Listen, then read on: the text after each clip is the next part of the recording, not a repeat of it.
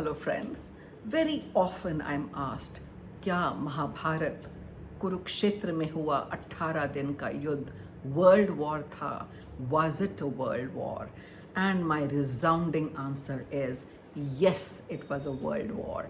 And I'll try to explain to you why it was a world war.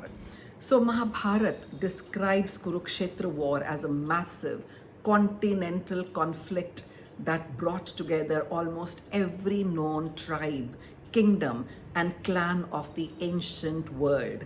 While the core battle was fought between the Kuru princes, Pandavas, and Kauravas, but the text maintains and mentions several non-Vedic for frontier tribes, collectively often referred to as Malech. Hindi में बोलते हैं ना Malech, outsiders or foreigners.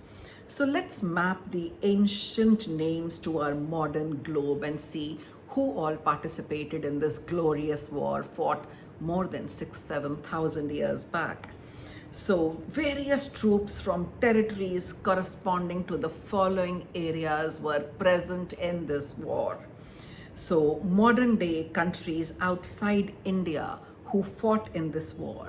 The first was Afghanistan, Gandhara, and today's Kandahar, ruled by King Subala and his infamous son Shakuni, Duryodhan's mama and Gandhari's brother. They were participating. They sent a massive cavalry force to support Kauravas. This is the modern day Kandahar, Kabul, and Peshawar. Kamboj was led by Sudakshan. They were renowned for their elite cavalry and superior breed of horses. They fought fiercely for Kauravas. Their kingdom encompassed northern Afghanistan and Hindu Kush region. Second country mentioned is China and Tibet. There is a mention of Chinese. It's written in the Mahabharat, Sinis and Chinis. The Bhishma Parv and Udyog Parv mention that King Bhagdatta of Pragyatishta, modern Assam and Bangladesh border, marched to war with army of Chinis, that is Chinese, and Kirats, that is Himalayan tribal warriors.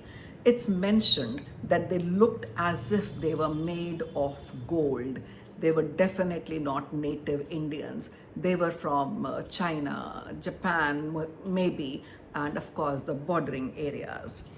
Another one was Tusharas, the Takrians, mentioned among the northwestern contingents allied with Duryodhan. They belong to Tajikistan, a part of Uzbekistan, and partly from Iran. So the fourth country, which is also talked about, is Central Asia, Republic of Uzbekistan, Tajikistan, Turkmenistan. They were called the Shakas, the Sakas. So Scythians, they were called the Scythians. They were nomadic warriors and were, master archers who joined Kauravas under the border alliance of northwestern tribe. So when Hastinapur was at its peak, Duryodhan had signed many treaties with border nations, and they had to send the forces under that treaty. Even today, we have alliances. We know which country is helping which country in war, whether it is a NATO alliance or whatever we all say.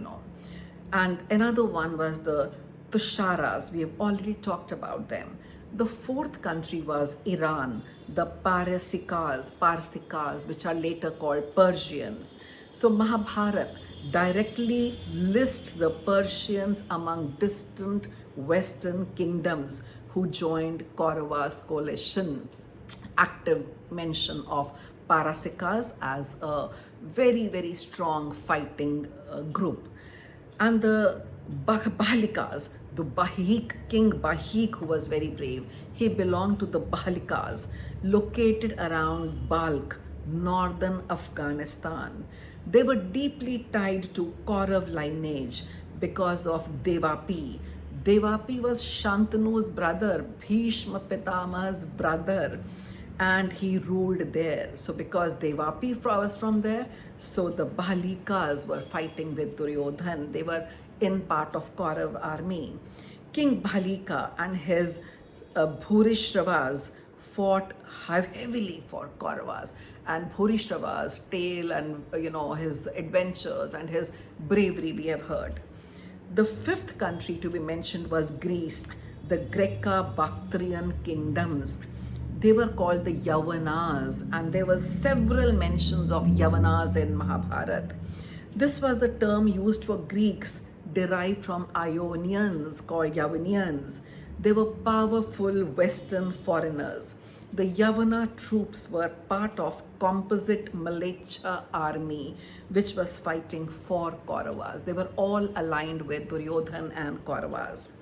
The sixth country was Iraq, called the Pahlavas, often associated with the Parthians, an early Iranian Mesopotamian tribe.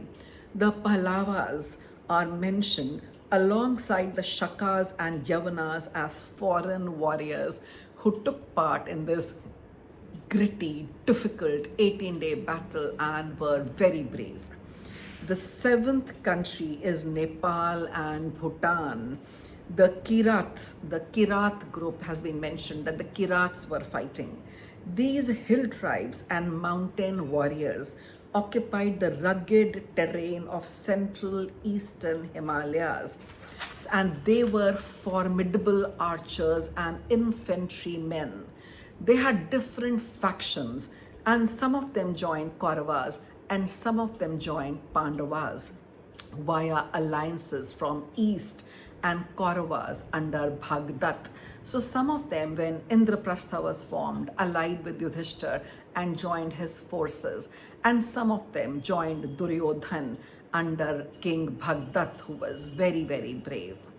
The eighth country mentioned is Sri Lanka, and they were called as Simhala. The Sabha Parva portion in Mahabharat mentions that kingdoms from Simhala, which is present-day Sri Lanka, brought tributes like pearls and precious stones to Yudhishthira's Rajasuya sacrifice and yagya, and offered minor tribal support during Grand War.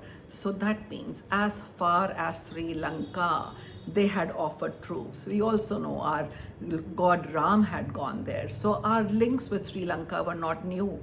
The Simhalas were allies of India, and they supported this grand war and fought alongside Yudhishthir.